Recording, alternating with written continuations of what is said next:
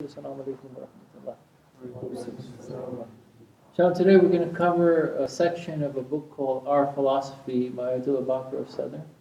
Muhammad Bakr al-Sadr. Anybody has ever heard of him? Yes.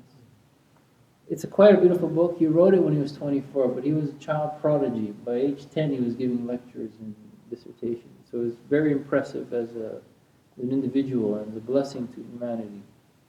And he covered something that is really important for us to know. Because inshallah you will be the future leaders of this world in your jobs, in your companies, in societies, in the countries that you'll hopefully be a part of. And we have to figure out what is the right way of life. Because we've been taught about capitalism, which is the society that we live in today, a socialist society. Some people are from backgrounds of even a communist nation. And a lot of these systems are failing today, and it's failing humanity, and you can see that from the injustice, the problems, the protests. And so we need to figure out one question that he explains. Which system is best for human beings and provides them with an incomparable happy life, happiness in life? Which system? Now we may be biased because we think, well, it's Islam, right? You know, that's what we're Muslims. But we need to understand that, because we can't just be Muslims by name. We need to understand what are the flaws of these other systems. And so it's very important to cover the system that we should consider. And we don't realize the system, this way of life, is ingrained in us. Now if you look at the capitalistic structure, it's all about what I do and what I will benefit from it materially. What do I get out of it? And it becomes ingrained in us. It's okay, I do something because I want something. And so marriages today are collapsing because people have become selfish. It's not like, you know, the way people care for someone else and they don't want anything in return. No, that's gone, because the materialistic way of life has pushed people to say, look, if I don't get what I want, I'm out of here. Forget about it. And it's a big problem. So the world has plunged into a long struggle in these political fields. And there are different kinds of conflicts that are going on. It's a delicate struggle of the tragedies, of the injustices of the world, and it's so much sadness, so much tears. If you go to any country, you will see the suffering by people. And it's important to find out how to find happiness. This is what Islam is about, finding a way to get rid of misery and find truth and beauty. And this is all expressed in the system, in the way of life. Islam is not just a spiritual way of life. It's a holistic way of life. And inshallah we're going to cover a little bit about it. So we want happiness and success.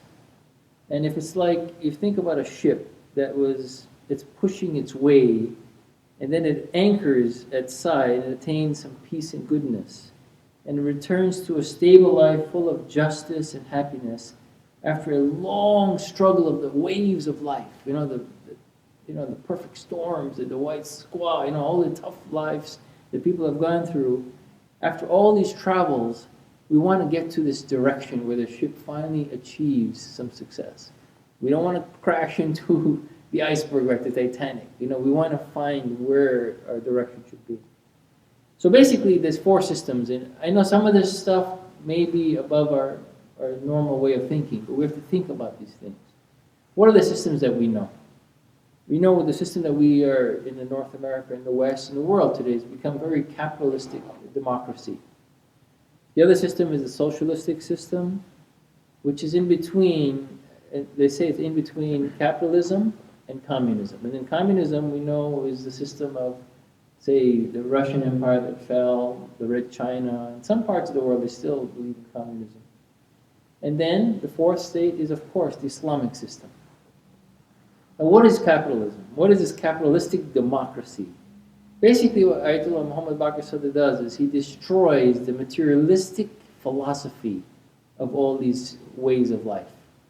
And so first he covers capitalism, democracy of capitalism. We believe, actually comes out with a very good idea. What is capitalism? What is the capitalistic democracy about? It's based about finding the individual's personal interests. See, we are here in this country because we believe in the freedom that it gives us. So we feel that we are It's all in our personal interests. And the society should be based on individuals' personal rights and interests. So it's not permissible for the government to go against these rights that we have. So is that true? Is the way the life is in a capitalistic society? Do we have political freedom, economic freedom, belief, thought freedom? Do we have individual freedoms?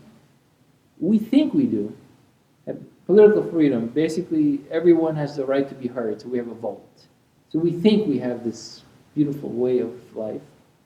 Economic freedom, everybody can rely on the economy, they can benefit from the economy. A lot of you guys are studying different fields, engineering, business. You're trying to figure out ways to succeed financially. And basically you're allowed, ownership, you're allowed, the ability to consume, to produce. You're able to live freely and act economically the way you want. Thought freedom. We should feel that we can believe in what we want. We can have our thoughts or ideas. We should be free. This is what a capitalistic democracy should be. And the individual freedom should be expressed. We should be free to express ourselves. Now, what we saw the last decade is all those rights are being stripped from us by the elite who have an agenda. If you look at some of these horrible policies by the government, you have no more of these freedoms. You cannot express what you really believe. They are watching you. The freedoms are just crushed. The Patriot Acts that are going on, it's just a disaster for human beings. That's what people are rising. They say, wait a second, where's our freedoms? That we started the system based on this. Now the reality is that capitalistic democracy is controlled by the elite. And this is the big problem of the system. Now, the big issue basically of capitalism, of the way of life in America, the way of life in Canada, in Europe, what is the problem? What's the big deal? We have freedom. Everything's okay, right? Why are people so unhappy? Why is there mass suicide? Why are people protesting? Yes? No one cares about one another. Okay, beautiful. People do not care anymore for each other. Why is that? Why are people so selfish? What has caused that?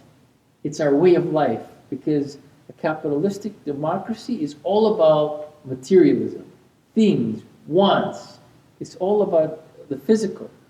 And actually, a lot of the systems in the world today are based on all materialism. So one of the biggest problems in the world is there's no more faith in God. And they think it's unrelated to a way of life, because they were taught, if you look at some of the teachings of some of the religions, they laughed. They said, the religion contradicts your basic way of life. So what do? We segregate. It's a separation of church and state. Forget about belief in God. Keep it separate. Though every politician in the United States has to say something about God. Every single one. If they don't win. So there is one of the biggest nations of believing in God is the United States. And if you don't promote the belief in God, then you're looked down upon. However, that's just an aside. That's just to appease people. But reality is they don't really care. They want what they want, and they don't care how they get it. Okay, so the position of ethics in capitalism, where is it? The capitalistic system was filled with the spirit of materialism, so basically trying to get their freedom and express their freedom because they want to achieve materialism. But what happens to us? If personal interests and individuals are the main goal, now the people who are running the system, they try to just achieve money and power. And what happens to, as he said, caring about each other? Not for something, but just for morality, for human dignity, for kindness. Where is that? It's gone. So Muhammad Bakr Sadr is trying to explain to us, says, look, this is all leading to the abolishment of ethics, of spiritual consideration, and it's all about material, money, me, myself, and I. And what happens? We end up in a selfish, greedy world. Now, if you look at some countries, they're being stripped of all their natural resources. We went to the Caribbean, and some of these countries are struggling to survive just to eat, just because the large corporations are just taking up like for example, the fruit industry. If you're trying to grow bananas and you're not selling to the two large corporations of the world, which is Dole and Chiquita Banana, you're in trouble. And so if you're in trouble, how are you going to survive? How are you going to succeed? Look at Walmart. I know we all love to shop there because it's cheap. But they charge for a shirt, say $20. But they're buying their material from these poor countries, say El Salvador, where people make $1. So if they make $1 a day, and I don't know how many shirts they make, but let's take this example. I make a shirt, it costs me $1 to make it. And then Walmart likes that because they want to produce cheap goods. So they can sell cheap goods to you. So they come and sell you cheap goods, but they sell it to you for $20, and you say, that's great, this is cheap. But in reality, what is the problem? The people are being squeezed in El Salvador, so they can't even survive, they can't even eat, and if they protest, they get crushed. They lose their opportunity, they get crushed. We are benefiting with cheaper prices, but look at the difference. If it costs $1, they're selling for $20, where's the $19 going to? The greedy corporations. Why can't we sacrifice some of this and to help others? Forget it. In a capitalistic society, forget it. You cannot do that. You cannot sacrifice profit. This is unethical to them. This is a corporate way of life. What about the shareholders? What about the stockholders? I'll give you an example. 2 weeks ago, one guy calls me and says they're trying to do this big deal, very nice investment opportunity. He says they want my help. I said, sure, I'm here to help. And I'm helping them, and they said, look, we'll pay you. I said, don't worry about that. All I want you to do is take the money you make and give it to charity. The guy was dumbfounded. He says, what? What are you talking about? I said, no, I don't want anything. Give the money you would be giving to me, give it to charity. He said, are you okay? What are you talking about? He couldn't understand. And then he sent me an email, no, we have to pay you and we'll give charity. I said, okay, you're going to give charity too and me? Okay, I'll take it. I have some greed too. No, just kidding. But he couldn't understand that. So we don't live in a society where people care for each other. Why not help the world? Because God will help us, but it's gone. So the tragedies of the capitalistic system, also what happens is the majority are being ignored. It's a small minority who become the elite, who begin to decide on the rules and regulations of the society, and they dictate what they want. So the majority of them, the people who are poor, they don't benefit, but the rich do. If you look at the politics in the United States today, this candidate Romney who's running, he's quite wealthy, and he was putting down, he said something stupid, but he was putting down people who are benefiting from the government. He said 49% of this country, U.S., gets some kind of government support. It's including people who get Social Security, which are the elderly, which was kind of stupid. And he says, what, they want us to feed them, house them? I mean, what else do they want? Basically that's what he was saying. Of course, it's a God-given right that humanity should eat. You're going to take that away too?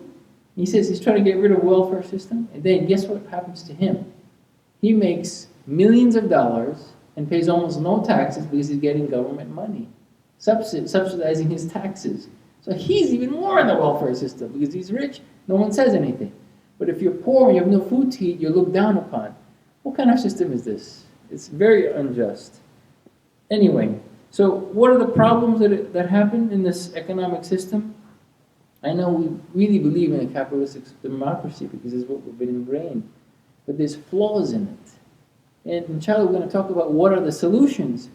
But if you think about it, when an individual or a nation begins to go after this money, after they achieve success, what's next? They need raw materials that they don't have so they can even produce more. As I gave you an example of Chiquita Banana and Dole. What about the oil companies? Then they start going to other countries and start taking oil from their nations. Like we gave the example of Ecuador.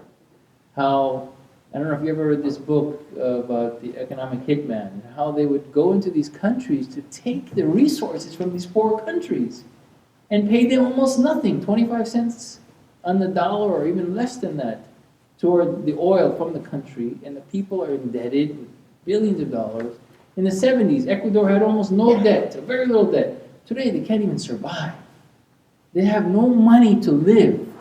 The oil that they have is being stolen from them. They make nothing on it, and they've been lent so much money to build these places, and all those jobs were given to the American companies like Halliburton or these large corporations who just squeezed the hell out of these poor nations, and they were lent money to build this system. So guess what happens? Poor Ecuador has the oil, but the world says, we'll lend you money to build your oil system, that you'll have oil. So they lend them billions of dollars at very high interest rates, and astronomical high rates. So now they build this oil to get it out of the land. And so now you have to pay the debt, so we're going to take it from the oil revenues. And we've overcharged you for producing this oil because we gave all the jobs to the American company. So the whole system is about greed, and who cares if people are dying without food in these countries? This is the tragedy of this capitalistic democracy, because it doesn't end with being at home. They start looking outside. And then they want not only the raw materials of these other countries, but then they want to be able to produce goods that they will, use.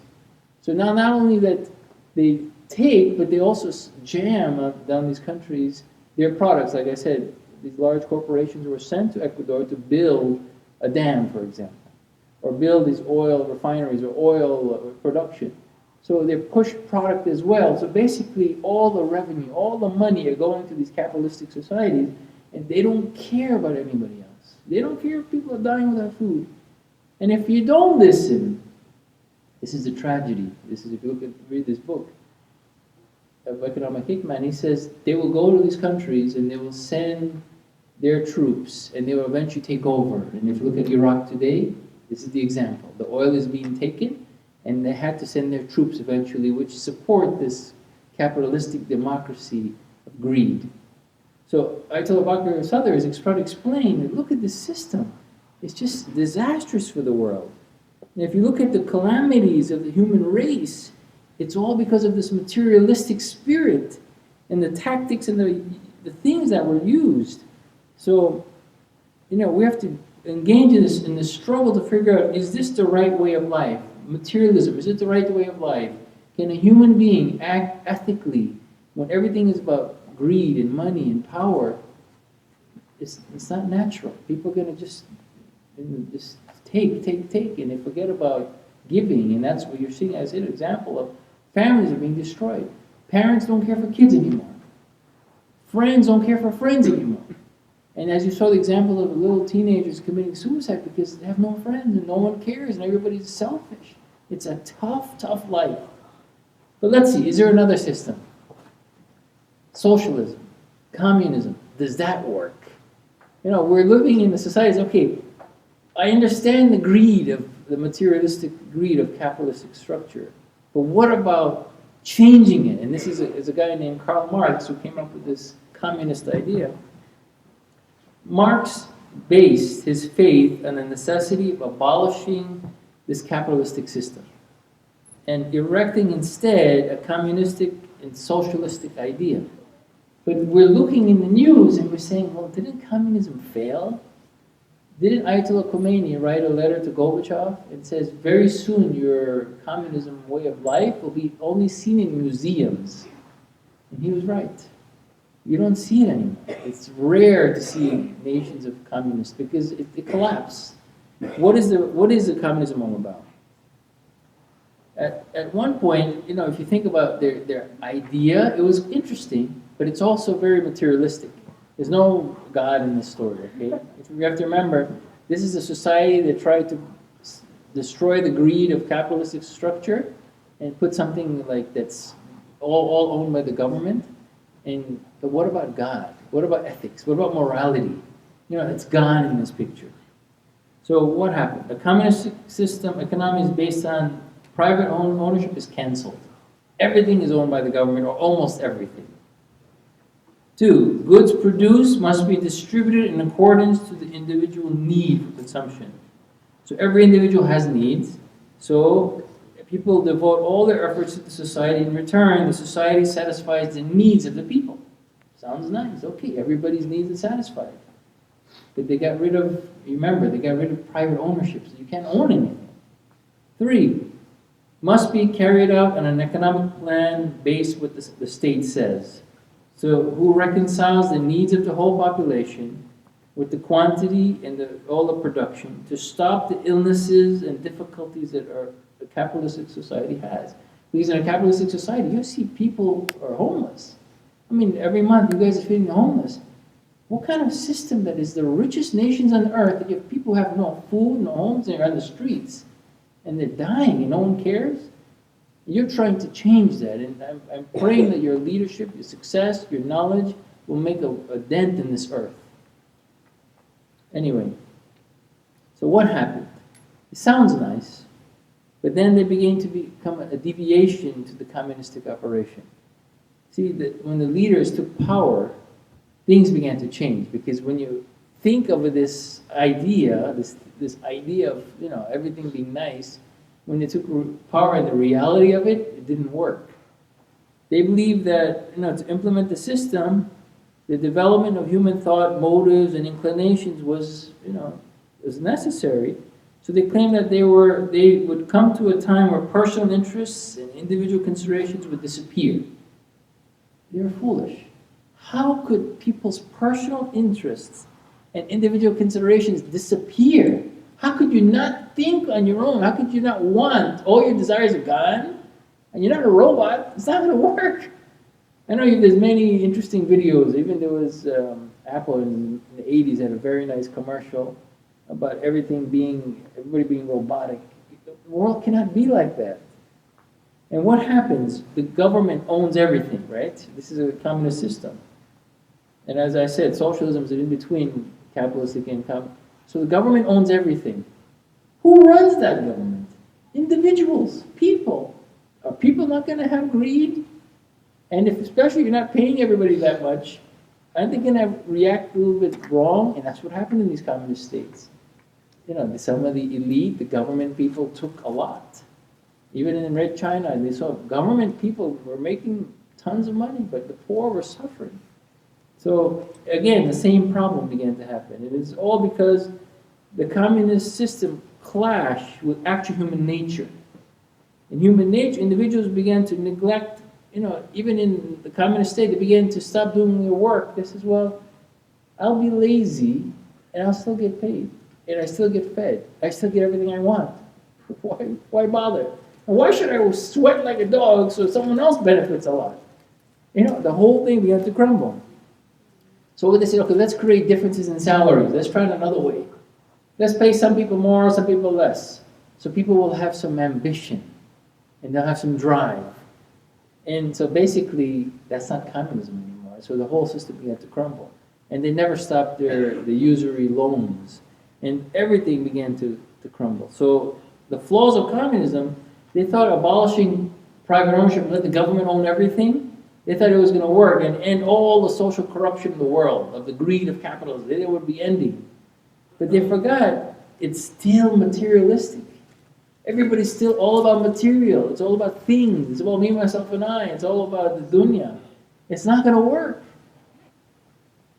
So the tragedies that resulted in this materialistic interest of people and this standardistic way of life that people had ingrained in them with capitalism, the whole thing didn't work. So people were still afflicted, mankind was still suffering. Humanity, so they didn't own privately, but they still suffered. They got their needs covered, say healthcare or food, housing, but it still was a tragedy. And then people were working after a while. I remember I had this is a while back, but I had some friends who were from Russia. They were saying, people are working, not even getting paid. The government was bankrupt. It was just a disaster, So the actual correct explanation of the problem is, people, if you look at Marx, he thought, very differently. He said, what is the problem? What is the idea? What's going to cause people to realize, the truth? What Marx didn't realize is people do have self-love. They do have this ingrained in them. A human being may love his friend over himself only when he sacrifices something from himself for his friend that he feels he's getting a benefit of. What will cause someone to act differently? See, people still had ingrained in them that I'm going to do this for you, but what am I going to get out of it? Look at Muslims today. Why do we do good deeds? I want heaven. Are we very different? How many of us actually worship God because He deserves to be worshipped? How many of us worship God because we're scared of being punished, of hell? The Ahlul-bayt have taught us the right way to see life is you've been given so much. Don't you think we should be thankful and be appreciative and give back and help the world?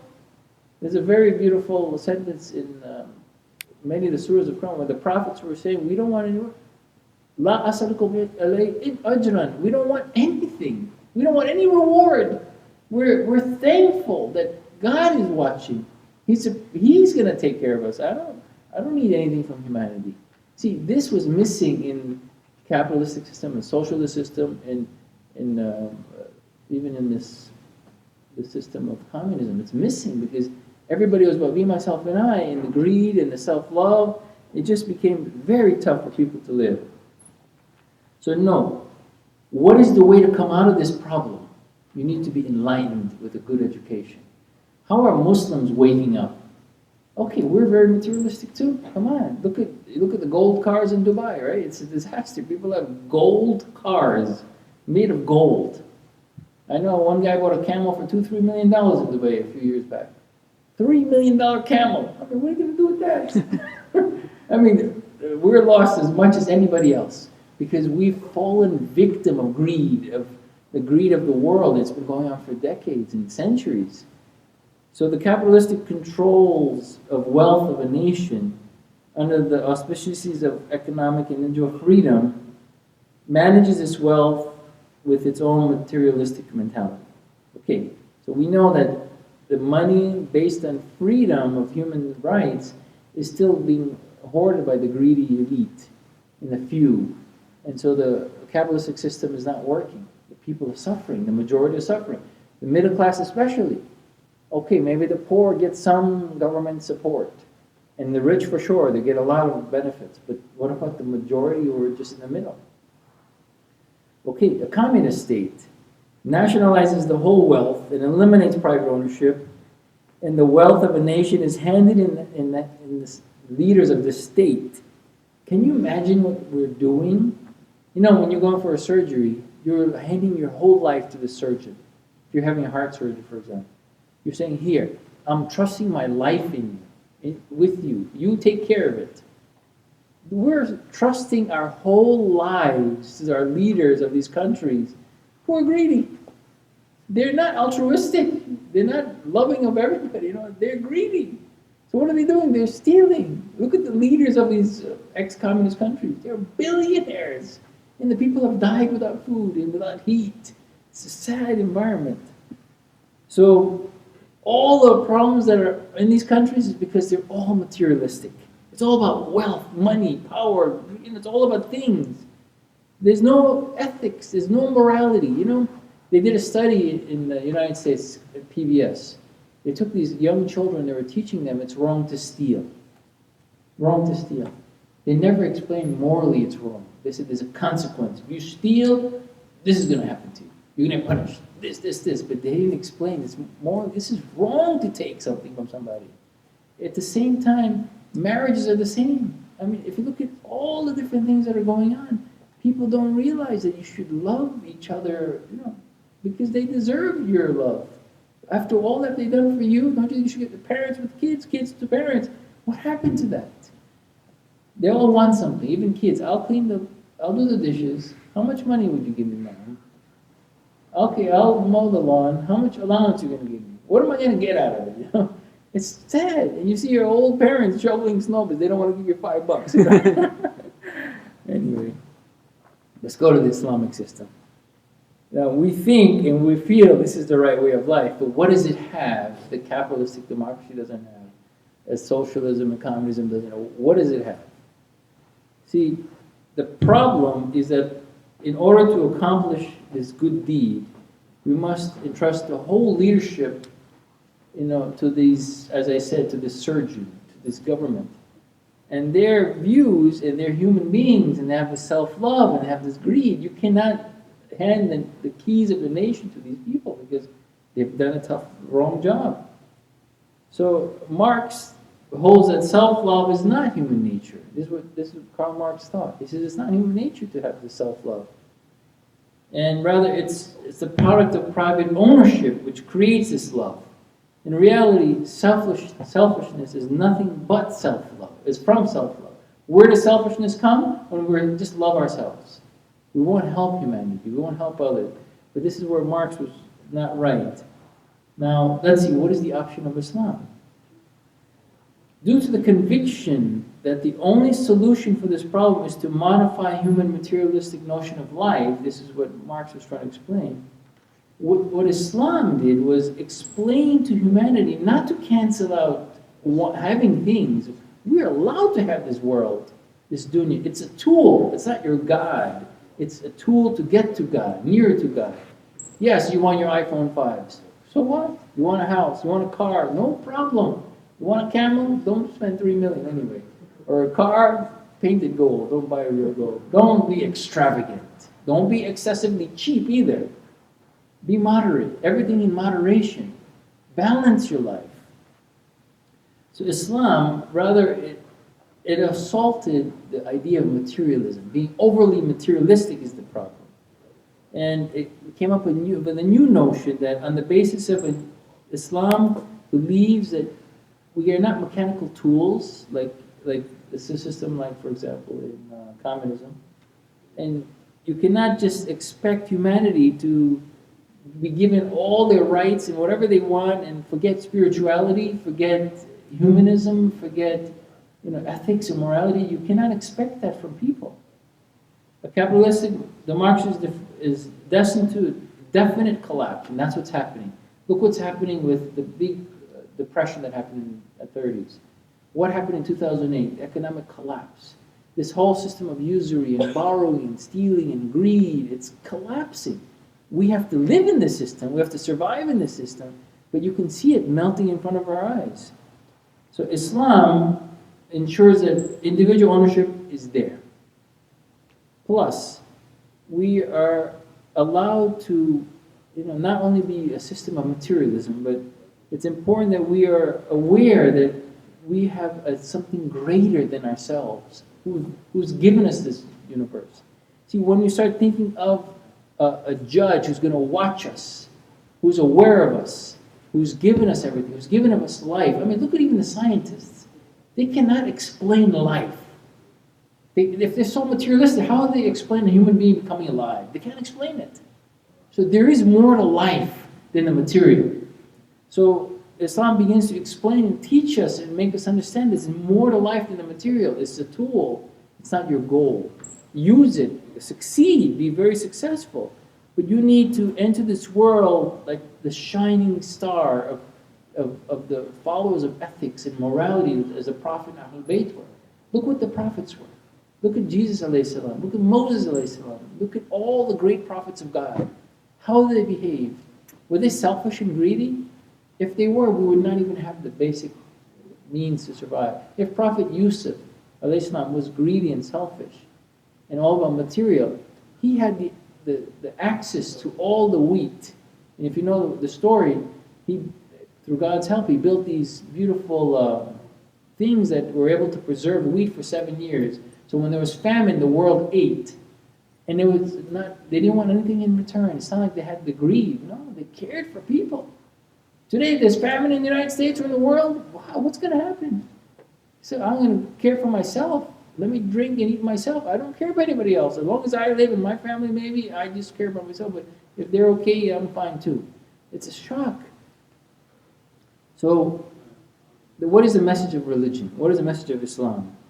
Religion delivers the greatest message whose burdens cannot be carried except by, to construct objectives of well-guided goals. And you need to follow these principles of life.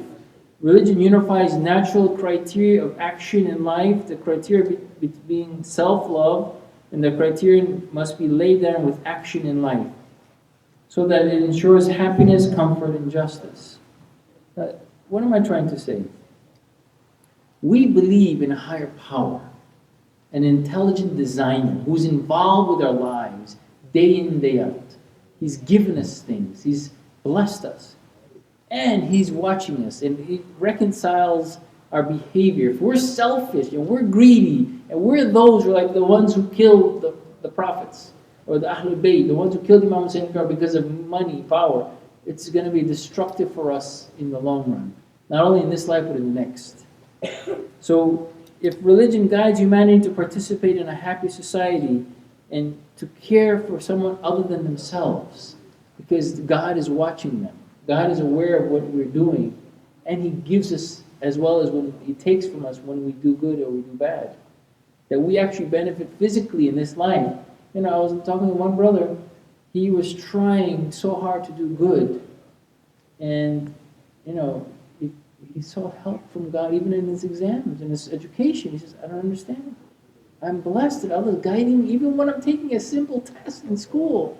I'm not deserving of His guidance. And he saw miracles. And sometimes you just have to open your eyes and you say, my God, I'm being helped. I can feel the help of God. I don't understand it, but thank you. You know, some people say, they don't say, I'll pray for you. They don't say that. But what they say is, our wishes are towards you. You know, we hope for goodness for you. Hope from who? This hope is God. And His help on this earth is very clear. You look in your parents' lives. Sometimes your family has been sick and they come out of sickness. You see, doctors can't even explain sometimes miracles that happen to patients. See, we are just angry at God because we don't understand God. We don't see Him because He's not material. So we don't accept Him. Because we're so materialistic, if we can't see Him, we don't believe in Him. This is what's happening to this materialistic society. But if we begin to think beyond this worldly possessions, we begin to realize, wow, there is something more. So Ayatollah Muhammad Bakr Sadr is trying to explain that, look at the way Allah explains things. Allah says, he who does right, it is for his own soul. And he who does wrong, it's against his own soul. Man amila salihan falinafsihi wa man asa'a fa'alayha. So Allah is trying to explain in chapter 40 and verse 46. It's not that you're doing things for the world and society that you will not see the benefit. Allah guarantees that you will see the benefit. Not only in this life, but also the next. And you can see, and when we talked about charity, when you give charity, you see gifts from God immediately. When you do good, you begin to feel the benefit. This summer, we had some of the most amazing miracles that happened. You may think it's a joke. What are you talking about, Brother Muhammad? One sister whose father abandoned her when she was 2 months old. Mother had to raise her. She's 11, 12 years old on antidepressants. I mean, very sad. And she was at the camp and she was trying to, have fun. And everybody loves the lake, the lake part. She was waiting to go on the boat, and we're trying to teach the youth how to skip rocks in the water. Now look at the example if when a person is aware of reality and begins to see. Look what happened to her. She tried skipping rocks. We tried to teach her. She couldn't do it. So she was already on antidepressants, and she became even more depressed, even more sad. It's, oh my God, how are we going to help this poor girl, So all of a sudden, we saw this dead bird on the ground. And she said, oh my God. And she jumped and put sand on the bird, covered the bird up. I said, man, I thought usually girls are like saying, oh my God, disgusting, right? No, she cared for this dead animal. Purely for the sake of goodness, maybe for the pleasure of God. And she did this. And while she did this, a rock appeared, a flat rock, while she was digging this rock. I said, look, sister, you found a rock. Try skipping this now. She said, okay. She finished burying the bird. She took this rock and she tried, for hours to skip. She couldn't. She threw this rock and began to skip. I said, you see, you did a good deed and you did it for the pleasure of God, of goodness, of just the world. And immediately God gave you goodness. I saw so many examples like this. One brother, he paid for his father to go on a trip. Immediately got a refund check in the mail from the government. Says, we owed you some money. I said, well, you're lucky, man. You should have given me that money. Another brother, he sent money to India to help the poor. Immediately, the next week, he made the same amount of money he lost, he made much more back. Myself, I don't like to give this story, but I was helping my father. And the next day, my mother came in my dream and she was so happy. 5 minutes later, the Ahlul-bayt came on my dream. I was like shocked. I don't deserve this. They were happy and they gave me their children, Imam Hassan and Imam Hussein, and they were smiling at me.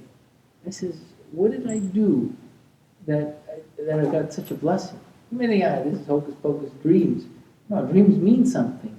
But I was crying. I said, what? I should be taking care of my father even more than that, you know? We should help humanity. We should help society. Allah says in another ayah, chapter 40, verse 40.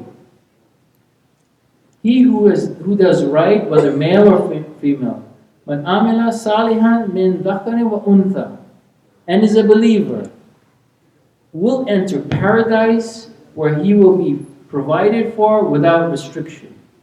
And then the ayat we know in Surah Zilzal, on that day people will proceed in scattered groups to see their deeds. He who has done a good Adam's weight of good, they will see it, and he who has done an Adam's weight will see it. Who can give me that ayat? The last ayat of Surah Zilzal. Exactly. Say the whole thing again. ومن عمل مثقال ذرة خيرا يره ومن يعمل مثقال ذرة شرا يره. Excellent. So if you've done an atom's weight of good, you will see it. And if you've done an atom's weight of bad, you will see it. So Allah is explaining everything you do, it's not going to be gone without a reward. Everything you do wrong, be careful too. Do good in this world. So on that day, we have to be aware that Allah will judge us. He's judging us while we're alive. And He's helping us and giving us while we're alive. So the interests of an individual are shown in such a way as this to make an individual believe and understand that their personal interests and their real human interests, as defined in Islam, are interrelated. So it's not just about material gain. It's not just about me, myself, and I. If you can give to others, to society, you will see the benefit. And a solid social edifice must be established on a spiritual understanding. All these capitalistic and communistic and so on, there's no spirit. Look at humanity, there's so much depression because they're lacking the spirit. They're lacking morality, they're lacking ethics. People don't care about each other. They need to have a spiritual understanding of life, not just a materialistic understanding of life. You need both. And you need to have a moral sense of life proceeded from both of them that will fill life with spirit and love and understanding. Islam overflowed with light during the Prophet and Imam Ali's life when they had the leadership. And they advocated spirituality, moral principles on the largest of scales in which they're going to last forever. So the Quran, that's a book of morals and guidance and spirit, it's going to change this world.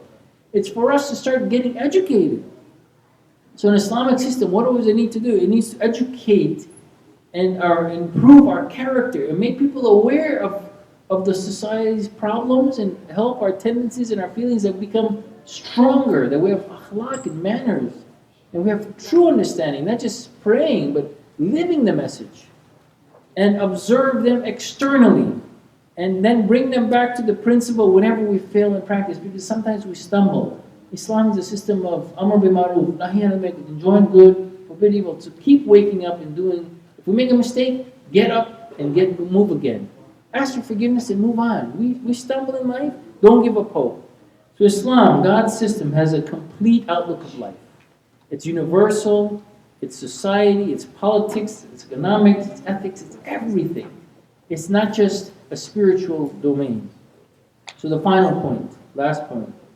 All the social evils, sicknesses, and misdeeds is only given proper treatment to root them out of human society by Islam. Taught by the Prophet and his Ahlul-bayt.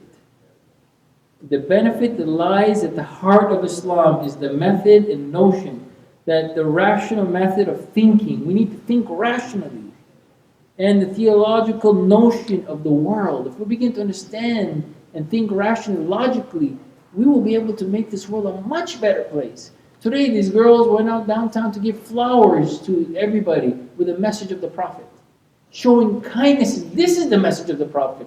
Not that you make fun of him, not that we yell back at you because you didn't understand who he really was. And we gave the examples where people, hurt the Prophet, but he showed kindness to them, and they changed. When you guys feed the homeless, they could be big and rough, and some of them are ex-drug dealers, some of them are on drugs. But what did you see? And this is such a beauty. These big, rough people are so kind when you showed them love. When you're giving them food and you're caring for them, you see tears in their eyes. And I see somebody go, man, I would be scared to walk down the street watching these guys. But you see them melt. The secret of Islam is showing kindness to humanity, obedience to God, and fighting for justice in this world. And this is only taught through the worship of God, and that's through Islam. Salawat. I know we have to end for prayers. Anybody has any questions now? And then we have an Eid party tonight too. Yes. So who would implement this Islamic system in this society? Like the government, right? Okay, that's a good question, right? Like who would it be? Would it be the theologists? Would it be the economists? Who? Yeah, who's going to do this? Very simple and also very complicated. First, we got to live the message ourselves. If we are ignorant and not understanding this religion, we're not going to change the world. So it has to be one person at a time. So for example, if we can start practicing the true message of care and sincerity and love of God in our lives, we begin to change our home, our families, our children, and then the communities, and then the city, the state, the country, and it begins to spread like wildfire. It's like, you ever saw that movie Pay It Forward? Someone does a good deed to you, do it to 2 or 3 people. And that's a fantastic idea, but this is what Islam is about. But we don't want anything back, because Allah is the one who takes care of us. So we have to start on ourselves. The goal, inshallah, the goal is, when Imam Mahdi reappears, he's going to establish the system. But we have to set the road for him to establish a system. Can you imagine having corrupt judges because it's all about material greed? How could that system work? It's a big problem in the world. I mean, you expect the system of fairness, and you have all these people all about greed and money and power. You can't trust anybody anymore. You can't even trust your own family members. They'll rob you and kill you without you even looking. So we need to change our own selves first, and then you'll see the society benefit. Like you saw these children, people going downtown to spread the message of the Prophet. It's a beautiful idea.